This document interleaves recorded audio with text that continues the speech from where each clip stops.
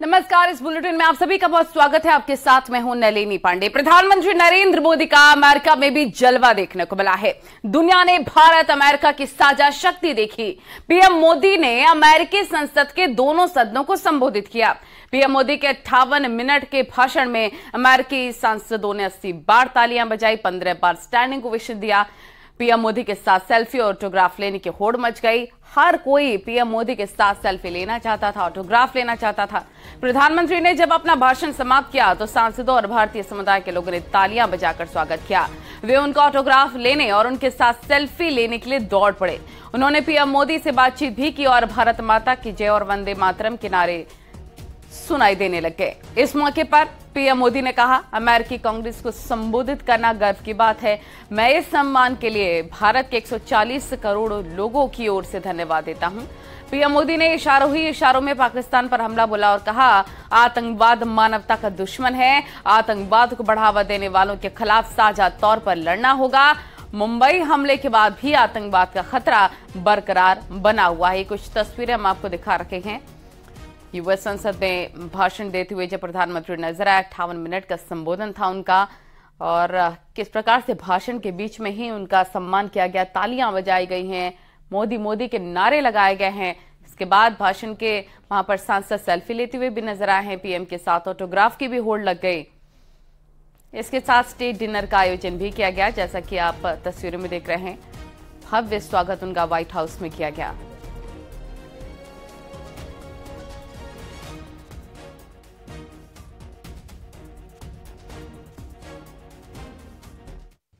(9/11) and more than a decade after 26/11 in Mumbai, radicalism and terrorism still remain a pressing danger for the whole world. These ideologies keep taking new identity and forms, but their intentions are the same. Terrorism is an enemy of humanity, and there can be no ifs and buts in dealing with it.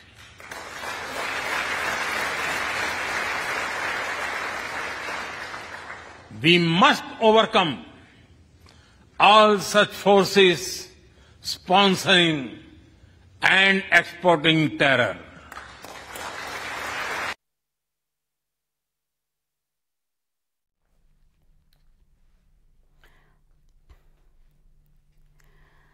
तो PM Modi ने America Congress में संबोधन के दौरान अपनी एक कविता का जिक्र भी किया और खास बात यह रही कि पीएम मोदी ने संसद में अपनी इस कविता को सबके सामने हिंदी में पढ़कर सुनाया।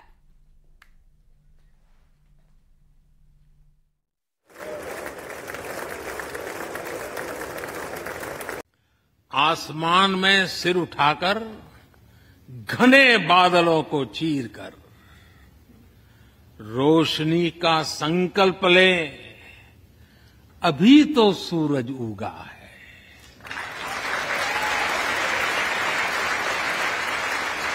अभी तो सूरज उगा है।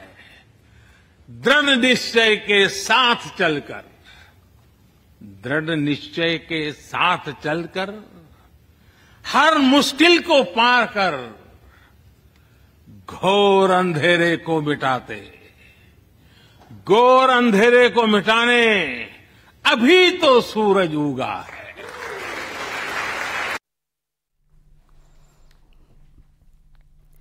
पीएम मोदी के अमेरिकी संसद के संबोधन के दौरान सीएम योगी ने ऐतिहासिक उसको बताया है। उन्होंने ट्वीट में लिखा, अमेरिकी कांग्रेस के संयुक्त सत्र में आदरणीय प्रधानमंत्री नरेंद्र मोदी का ऐतिहासिक उद्बोधन वसुधैव कुटुंबकम के प्रति हमारी दृढ़ता, महान भारतीय लोकतंत्र के उत्कृष्ट सर्व समावेशी स्वरूप और विश्व शांति एवं विकास में भारत की भूमिका को प्रकट करने वाला था। उद्बोधन भारत अमेरिकी द्विपक्षीय साझेदारी को मजबूत करने के साथ ही विश्व कल्याण के प्रति दोनों देशों के साझा दृष्टिकोण को सशक्त करेगा।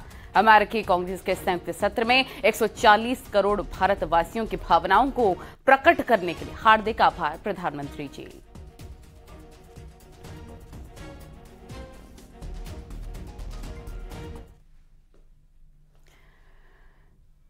और इससे पहले अमेरिकी प्रेसिडेंट जो बाइडेन और प्रधानमंत्री नरेंद्र मोदी के बीच में व्हाइट हाउस में द्विपक्षीय वार्ता भी हुई और व्हाइट हाउस में प्रेसिडेंट जो बाइडेन ने पीएम मोदी का स्वागत किया। इस दौरान जो बाइडेन और पीएम मोदी ने एक साझा बयान भी जारी किया, जिसमें दोनों देशों के रिश्ते अब तक सबसे सुनहरे दौर पर बताए गए हैं।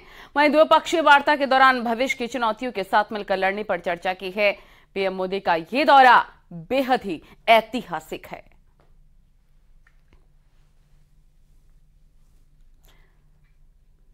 तो देखिए 58 मिनट का उनका भाषण, 80 बार जिसमें तालियां बजाई गई हैं, ऑटोग्राफ लेते सांसद नजर आए हैं। इससे पहले भी हमने आपको महत्वपूर्ण तस्वीरें दिखाई थी। यूएस संसद में उनका किस प्रकार से सम्मान किया गया है।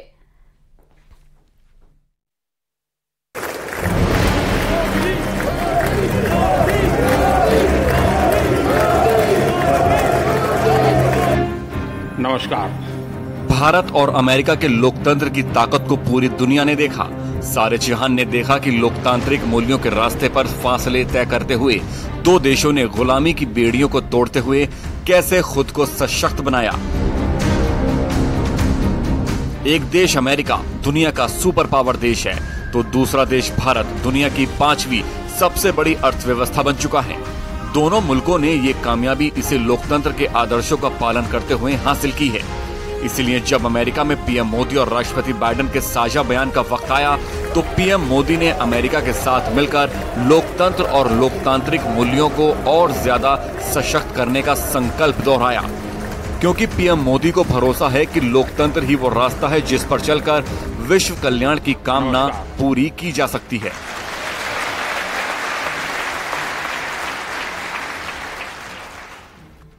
हमारे सभी साझे प्रयासों का मूल मंत्र है लोकतंत्र और लोकतांत्रिक मूल्यों तथा व्यवस्थाओं को सशक्त करना।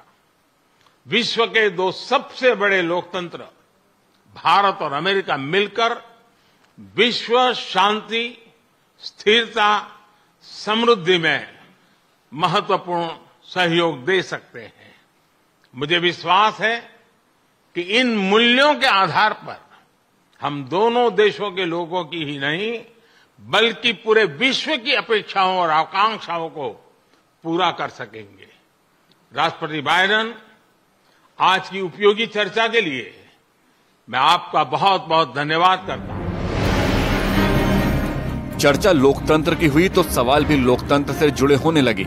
एक विदेशी महिला पत्रकार ने प्रधानमंत्री मोदी से भारतीय लोकतंत्र के बारे में सवाल पूछा। उनका सवाल भारत में अल्पसंख्यकों के साथ भेदभाव के आरोप से जुड़ा था।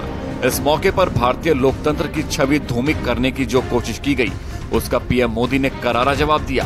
पहले सुनिए कि उस विदेशी पत्रकार ने सवाल क्या पूछा था। India has long prided itself as the world's largest democracy, but there are many human rights groups who say that your government has discriminated against religious minorities and sought to silence its critics. As you stand here in the east room of the White House, where so many world leaders have made commitments to protecting democracy, what steps are you and your government willing to take to improve the rights of Muslims and other minorities in your country and to uphold free speech? PM Modi ने बड़े ही इत्मीनान से और विस्तार के साथ इस सवाल का मुंहतोड़ जवाब दिया, जिसके बाद विदेशी पत्रकार को दूसरा सवाल नहीं सूझा। मुझे आश्चर्य हो रहा है कि आप कह रहे हैं कि लोग कहते हैं नहीं, भारत डेमोक्रेसी है। और जैसा राष्ट्रपति बाइडेन ने कहा, भारत और अमेरिका दोनों के डीएनए में लोकतंत्र है। लोकतंत्र हमारा स्पिरिट है, लोकतंत्र हमारी रगों में है। लोकतंत्र को हम जीते हैं और हमारे पूर्वजों ने उसको शब्दों में ढाला है संविधान के रूप में, और हमारी सरकार लोकतंत्र के मूलभूत मूल्यों को आधार लेकर के बने हुए संविधान के आधार पर चलती है।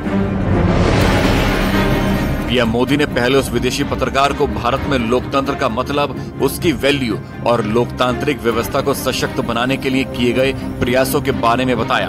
उसके बाद विदेशी पत्रकार के उस मनगढ़ंत आरोप का जवाब दिया, जिससे भारत के खिलाफ एक साजिश के तहत दुष्प्रचार की कोशिश की जा रही है।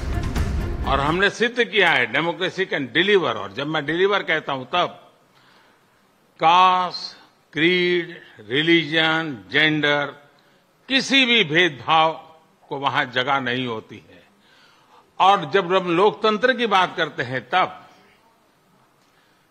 अगर ह्यूमन वैल्यूज नहीं है, ह्यूमैनिटी नहीं है, ह्यूमन राइट्स नहीं है, फिर तो वो डेमोक्रेसी है ही नहीं। और इसलिए जब आप डेमोक्रेसी कहते हैं, जब डेमोक्रेसी को स्वीकार करते हैं और जब हम डेमोक्रेसी को लेकर के जीते हैं, तब डिस्क्रिमिनेशन का कोई सवाल ही नहीं उठता है। और इसलिए भारत सबका साथ, सबका विकास, सबका विश्वास, सबका प्रयास, उन मूलभूत सिद्धांतों को लेकर के, और इसलिए हम चलते हैं। पीएम मोदी यही नहीं रुके। उन्होंने उस विदेशी पत्रकार को ये भी बताया कि भारत में चलाई जा रही जनहितकारी योजनाएं बिना भेदभाव के सभी तबके, सभी धर्म और सभी जाति के लोगों के लिए चलाई जा रही हैं, जिसका लाभ सभी ले रहे हैं, क्योंकि ये हर जरूरतमंद भारतीय का हक है। सरकार के जो बेनिफिट्स हैं वो एक्सेस टू ऑल है। जो भी उसके हकदार हैं उन सबको मिलते हैं। इसलिए भारत के लोकतांत्रिक मूल्यों में कोई भेदभाव नहीं है, न धर्म के आधार पर, न जाति के आधार पर, न उम्र के आधार पर, न भूभाग के आधार पर। भारतीय लोकतंत्र पर चोट करने की कोशिश करने वालों को यह भारत का मुंह तोड़ जवाब है। पीएम मोदी का करारा जवाब है। ऐसे सवाल जब भी पूछे जाएंगे, भारत इसी तरह उन सवालों का मुंह तोड़ जवाब देगा।